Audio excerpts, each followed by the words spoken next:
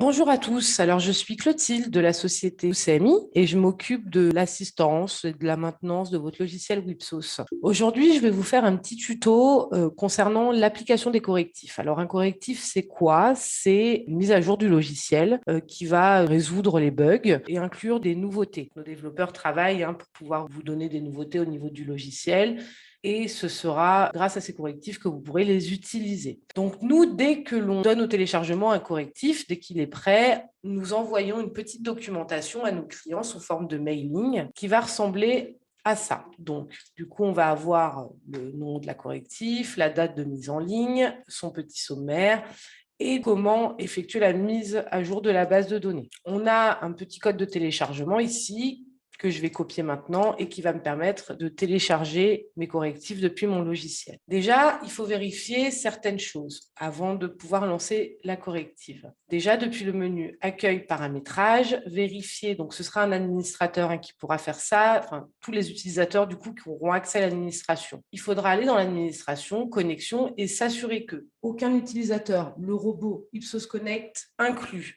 ne soit connecté à la base de données. Sinon, ça risque effectivement de bugger et que les correctifs ne s'appliquent pas. Une fois que ça c'est vérifié, il faut aller ici dans l'onglet correctifs. Ici, on a le verrouillage pour mise à jour des correctifs. Quand c'est coché, en fait, ça permettra à aucun utilisateur de se connecter pendant le traitement. Parce que des fois, ça arrive qu'il y ait des utilisateurs qui se connectent pendant qu'il y a une mise à jour de corrective. Et du coup, la corrective échoue. Une fois que ça c'est fait, on peut maintenant aller se rendre dans le menu Maintenance CMI et téléchargement des correctifs. Dans les téléchargements des correctifs, ici, on va venir coller notre petit code et on va tabuler ou on fait la touche Entrée. On clique sur Effectuer la mise à jour de Wipsos, le logiciel va mouliner.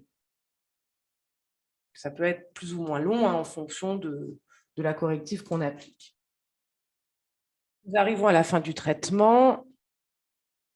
Hop, c'est terminé. Et une mise à jour sera possible sur les postes utilisateurs à la prochaine connexion. Normalement, votre logiciel est censé se fermer. Je vais relancer mon logiciel. Donc, du coup, j'ai un message qui me dit que j'ai des mises à jour. Donc là, on va cliquer sur oui. On a cette fenêtre qui apparaît. Donc là, il copie les fichiers. Donc voilà, de nouveau, je suis dans mon logiciel. Les correctifs mettent en place parfois des nouveaux menus, des nouvelles options. Donc pour pouvoir avoir accès aux nouveaux menus, il faut aller dans le menu Maintenance CMI, mise à jour des nouvelles options. Voilà, on répond oui. Mon logiciel se relance et j'aurai maintenant en fait accès aux nouveaux menus. Donc par exemple, pour cette corrective, on aura accès à autre option de connexion et d'autres moyens pour nous de prendre connexion chez vous. Il y a d'autres nouveaux menus, par exemple, le chat, etc. Ce sera, si vous n'avez pas accès au chat, c'est qu'effectivement, vous n'avez pas fait la mise à jour des nouvelles options depuis le menu Maintenance CMI. Surtout, si jamais vous avez des erreurs lors de la mise à jour de l'application des correctifs, des messages d'erreur, comme quoi il y a des tables qui ne se sont pas mis à jour, vous n'hésitez pas à nous contacter pour qu'on puisse regarder un peu plus en détail.